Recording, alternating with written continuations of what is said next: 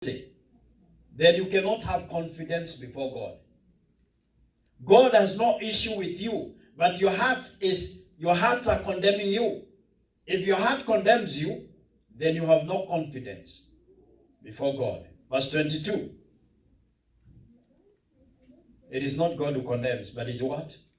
Our hearts. And if we have confidence before God, what happens? And can receive whatever we ask from Him. Because we keep doing His commands and do what is pleasing in His sight. Now I want you to see, let me put this in perspective. And can do what? Huh? Hey, praise the Lord. I want you to say the word receive. Receive. You know, it doesn't say give. It doesn't say this determine how God is. God has already given. God has already given, but who is the receiver? When God gives, you need the ability to receive. God can give, and yet you fail to receive because you do not have the ability to receive. What is your ability to receive? Your ability to receive is faith. So, if our hearts do not condemn us, we have confidence before God. It is that confidence that enables us to receive what God has already given. I don't know whether that is clear. So condemnation is an obstacle to the working of God's power in your life. And this condemnation does not come from God. It comes from what? From your heart. And why does the heart condemn? It condemns when you do not do the will of God. And can receive whatever we ask from Him because we keep His command and do what is pleasing to Him. What is the importance of keeping His commands and doing what is pleasing in His sight? It silences your heart so that your heart cannot condemn you. That is what I want you to see. The reason you're supposed to obey the commands of God is because that obedience silences your heart so that the heart cannot condemn you. And when the heart does not condemn you, then you have confidence before God. So disobedience affects your confidence.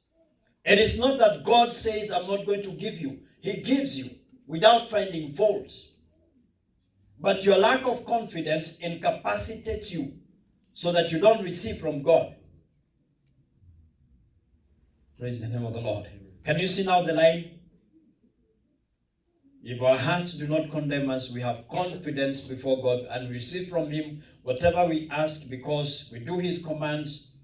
We obey His commands and do what pleases Him. So these are 4 of the things that obstruct the power of God in your life.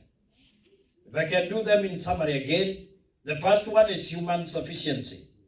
If you know that you want things from God, then you have to keep aside your human sufficiency.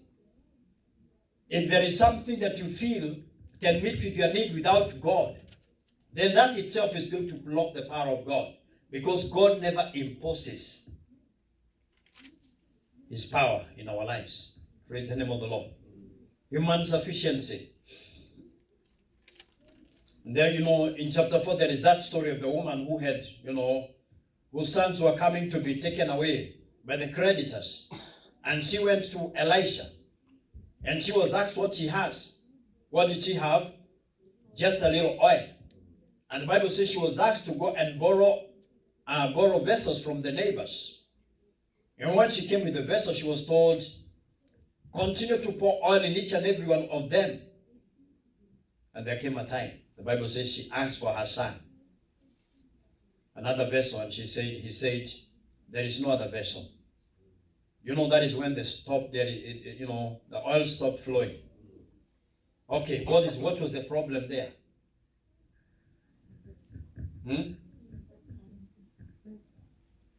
What was the problem on the earth?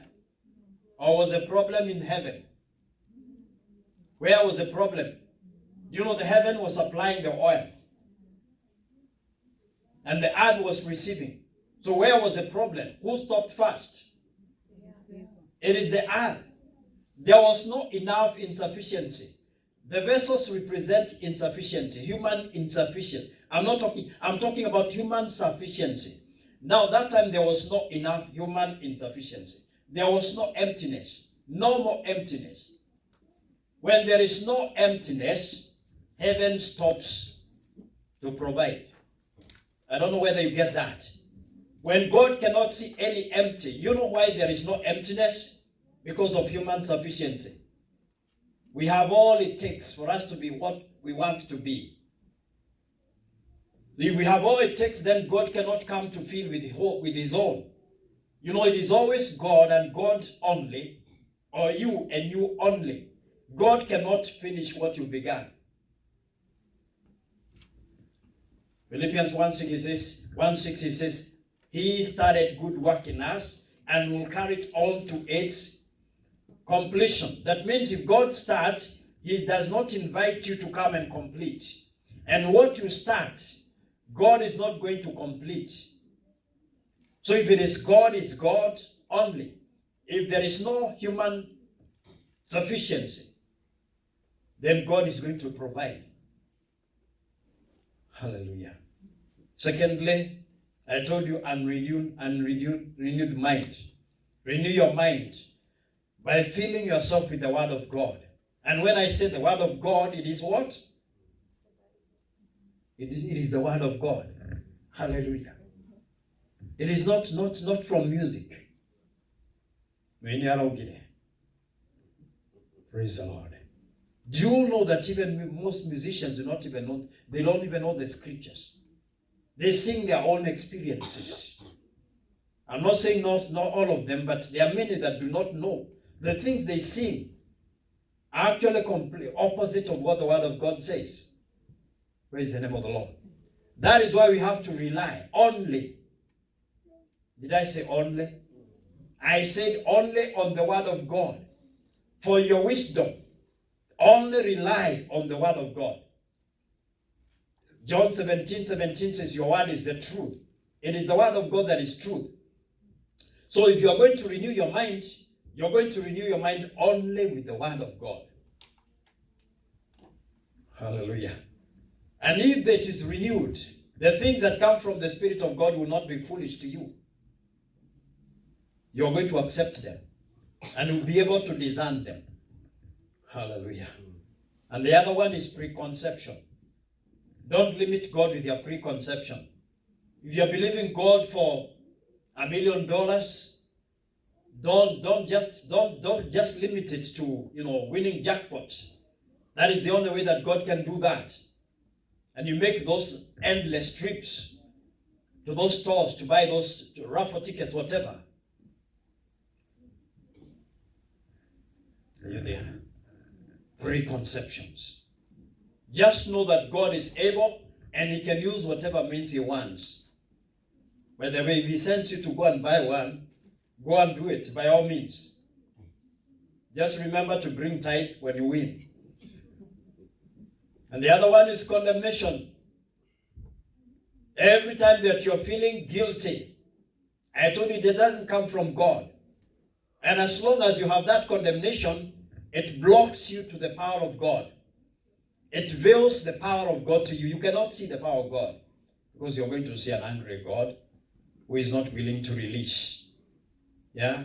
And you ought to understand that because he's so angry. No other hero.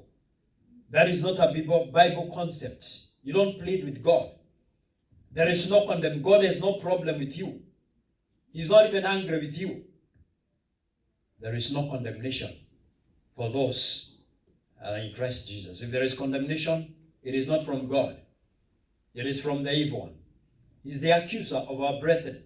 I told you he accuses you to yourself, he accuses you to your brothers, and he also accuses you before God. But the good thing is that when he goes before God, we have an advocate. The Bible says, who speaks for us, who speaks in our defense for us. First John chapter 2, verse 2. So today, just familiarize yourself with these impediments and let the power of God work in your life. Let us pray. Father, we thank you. We give you honor and all adoration. We thank you for revealing to us the things that block your power from working in our lives. And now we are willing and ready to stop them, Father, from working in our lives. Father, we pray that you may help us to renew our mind and to see things as you see them, Lord. And in this way, we are going to experience the victory that you won for us on the cross. Yes, we thank you for the power of faith that receives all the things that you have already given unto us. Arise in our lives and let your enemies be scattered. We give you praise and honor in Jesus' name. And now may God bless you. May God make his face to shine upon you and be gracious unto you.